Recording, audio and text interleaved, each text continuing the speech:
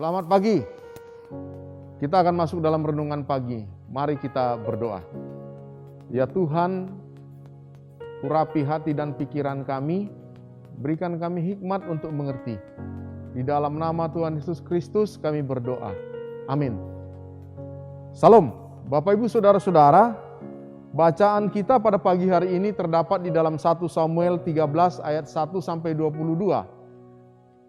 Dengan tema tidak lagi memegang komitmen, dan ayat yang menjadi ayat kunci adalah di dalam 1 Samuel 13 ayat 13 yang berbunyi demikian. Perbuatanmu itu bodoh, engkau tidak mengikuti perintah Tuhan Allahmu yang diperintahkannya kepadamu. Sebab sedianya Tuhan mengokohkan kerajaanmu atas orang Israel untuk selama-lamanya. Bapak Ibu Saudara-saudara, pada zaman ini tidak mudah bagi kita untuk mendapatkan orang yang benar-benar memiliki sebuah komitmen terhadap sesuatu hal.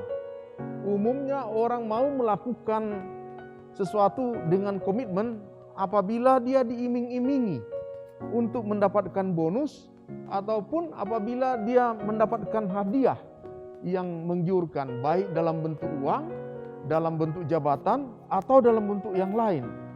Orang akan bersemangat melakukan sesuatu ketika dia sedang moodnya dapat, sedang bergairah.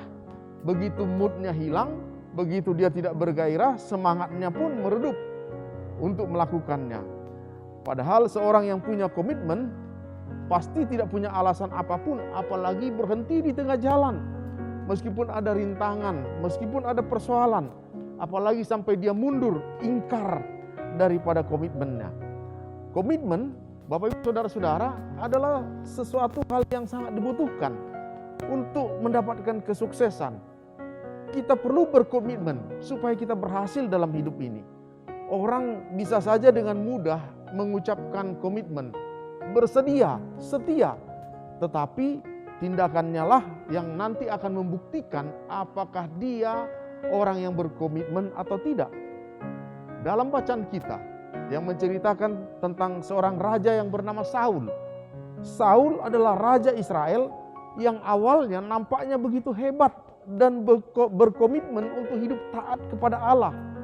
Tetapi apa yang menjadi komitmennya ketika dia diurapi menjadi raja, ternyata tidak mampu dia pertahankan di dalam perjalanan imannya. Justru pelanggaran demi pelanggaran, kesalahan demi kesalahan yang dilakukan oleh Saul. Dan yang lebih celaka adalah ketika dia ditegur oleh Samuel. Bukannya menyesali dirinya, tetapi malah dia selalu berkelit, berkilah. Oleh perbuatan Saul ini, hal itu menyakiti hati Tuhan.